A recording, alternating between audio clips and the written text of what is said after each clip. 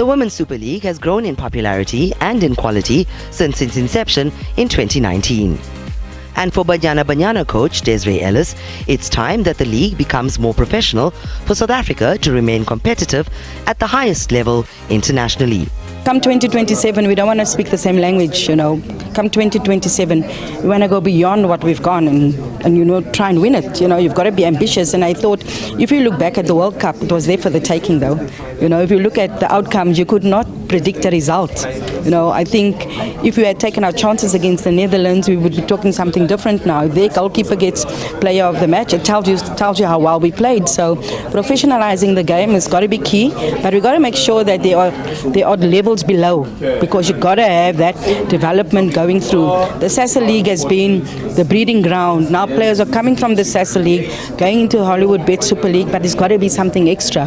You can't have players still working 9 to 5 and then going to training, or the club trains late because the majority of the players are working. We've got to look at making it professional so that, not only for players themselves, but also for the national team. Two new teams, Lindalani FC Women and Fort Hare, will join the ranks this year. And Menzi Ngobo of title sponsor Hollywoodbets is committed to taking local women's football to the next level. What is the best commercial model for women's football? And that's broadcasting. If we can have more games on television and more games on television to a wider audience, that can start attracting more sponsors. More sponsors, more partners equals more money. More sponsors, more partners, more money equals more improvements in the standard and the level in which these clubs are being administrated. So that's an approach we want to stagger. We want to have workshops with the teams. We want to have workshops with the association. But one of our big goals over the next 2 to 3 years is to try and see if we can't step up the commercial sort of endeavors of the league to start having 24-hour athletes.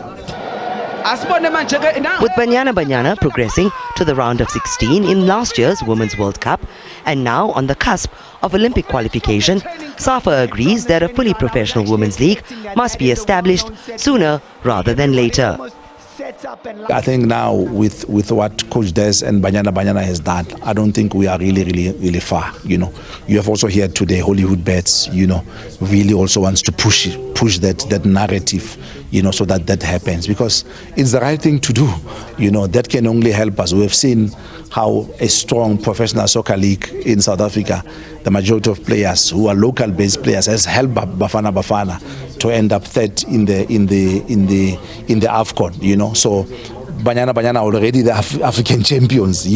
So it's important that as we fight to get to the Olympics, that next year the league is professional. So I think it's just around the corner.